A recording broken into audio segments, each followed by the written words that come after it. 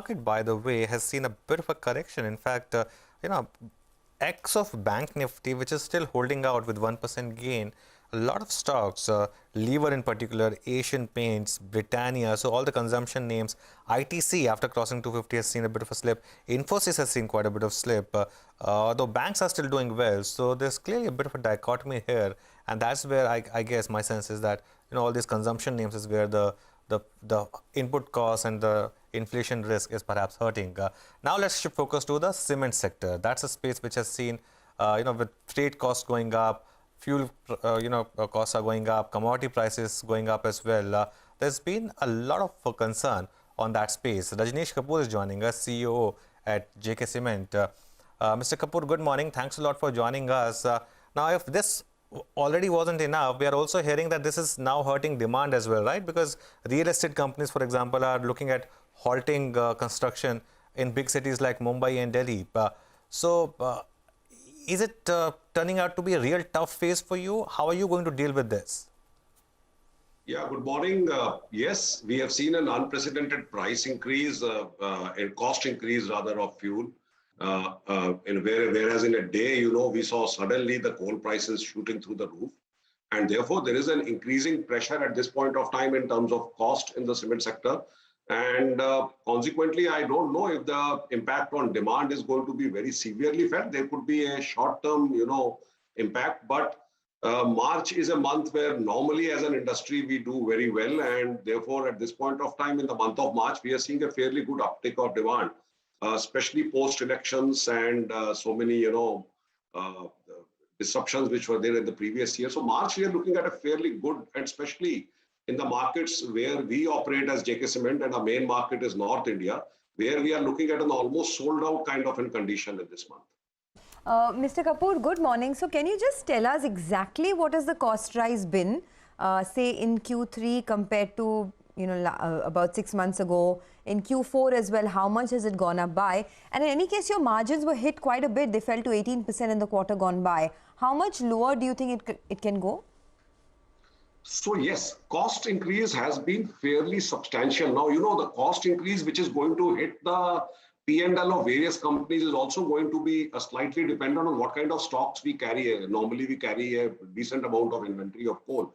But if you look at the, even the Indian petcoke market, the Reliance prices have increased by 24%, even as compared to Feb levels, and have gone up to 17,980 in March. And in the beginning of the years, beginning of this year, the level was 10,512. So we can see that there is an unprecedented about 70% cost kind of a price increase. And any increase, let's say, if I would say that there would be approximately a $100 increase in coal, if you take as an average, which implies 500 rupees increase in the cement cost. And that entails a price increase of close to 35 rupees. Now, we were actually hoping that Q3 cost increase would be probably the peak of cost increase, but nobody could, forecast the kind of, geopolitical change of situation that took place in the Q4. And we were hoping that, that we would be able to overcome by price increase and getting the, cost increase compensated by the price increase. At this point of time, with the kind of delta that we have suddenly in terms of shooting up of the coal prices and even the fuel prices are looking up, it is going to be a gradual journey for price increase by us. When I say gradual, it means that maybe over the next 1 or 2 months' time.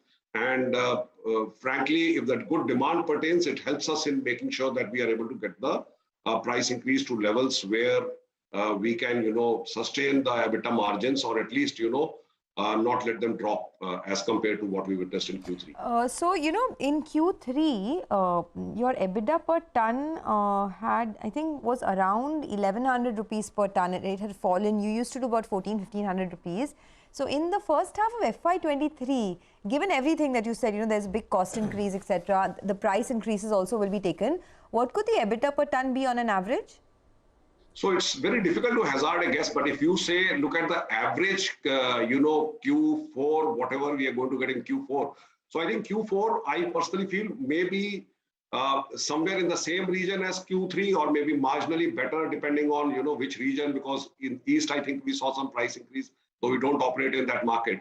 In Q1, I feel that it's going to be maybe 100 to 150. I'm hazarding a guess. It all depends on, what kind of price increase the cement industry is able to take. Are we able to take a 5 to 10 rupee price increase in this increased demand kind of a scenario?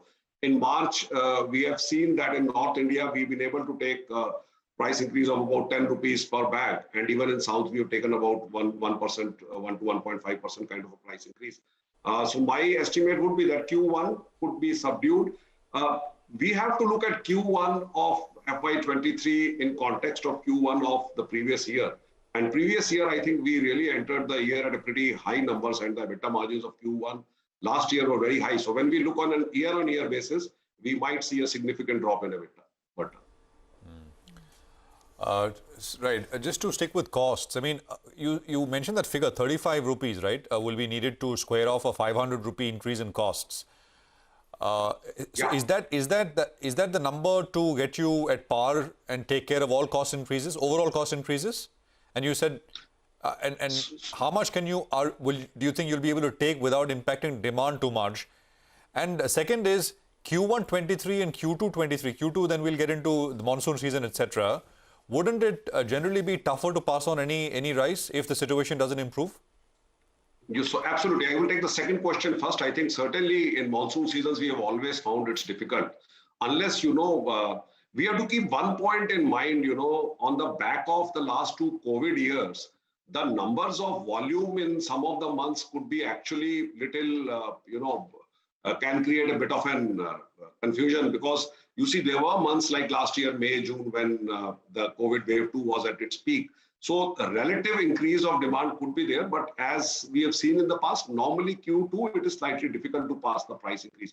But with your backs to the wall, and when the cost increase is so much, you might as well, reduce the sale that you do, because when you're selling at loss, it makes no sense, especially when you look at the products like OPC and all, where clinker factor is very high. In some products where you are putting in, blended cement, there, of course, the cost gets that much marginalized. So that, I think, is going to be an important point. And I'm sorry, could you repeat the first question, please? No, how much of what is the total quantum of price increase which you need to take to fully get to par with where costs are for you, the cost increase? And how much have you done? Go on.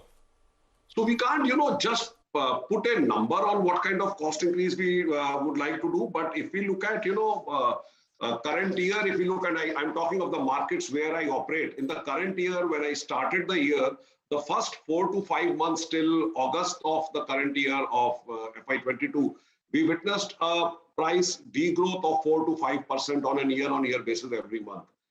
September came out as neutral, and then, November onwards, October, November onwards, we have seen a 4 to 5% price increase. So we are already sitting at a 4 to 5%, year-on-year higher price as compared to what it was in in the last financial year, or let's say in March 21, what the prices were.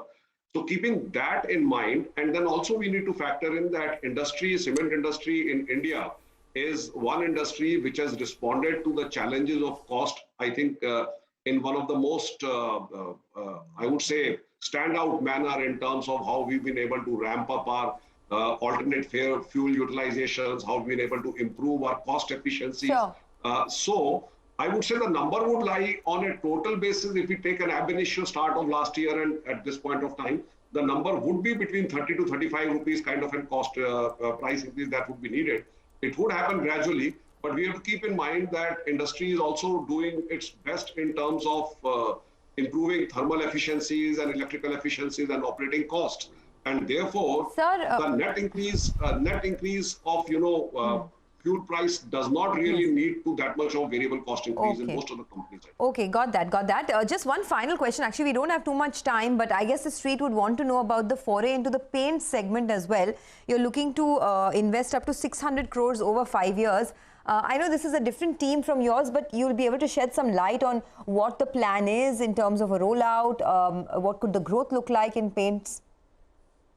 So I think it's a strategic call by our management, and this is not the business that I look after, but it's been a very well thought of plan. It's a very structured plan. We are going to move in a phased manner, and I think we have had number of investor calls and presentations on this. we are looking, so for a company like JK Cement, an investment of 600 crores spread over a few years is not going to impact in terms of our balance sheet and in terms of our overall, financing. Our growth story, if I get back to my business, grey business, is very much intact. We are looking at getting a new plant in Panna as well as a grinding unit in Hamirpur up and about by, let's say, October, November of this year. And that gives us an additional 4.5 to 5 million tons of cement to sell. And then we are also looking at various other greenfield and brownfield expansions in terms of grey business. So I think on that front, it's a good strategic plan by our company to move into paints, which is sort of an extension of our putty business, where we are already very, very well established brand. We have good network across the country on that. All right. Thanks very much for joining us and running us through all of that patiently. Appreciate you joining in. And thanks for your time. 72 points is all that is left on the Nifty, by the way. We are at 17,388, which means we are off about 60 odd points from the day's highest level, which was the gap up high. We'll take a break here. News reports suggest that Hindustan Unilever is in talks to buy spice maker MDH for a majority stake. And that's a large acquisition. To discuss the opportunity in the spices market, we'll be connecting with Sanjay Sharma of MTR Foods, Sanjeev Bisht of ITC, and Abnish Roy of Edelweiss Securities in just a bit. Stay tuned.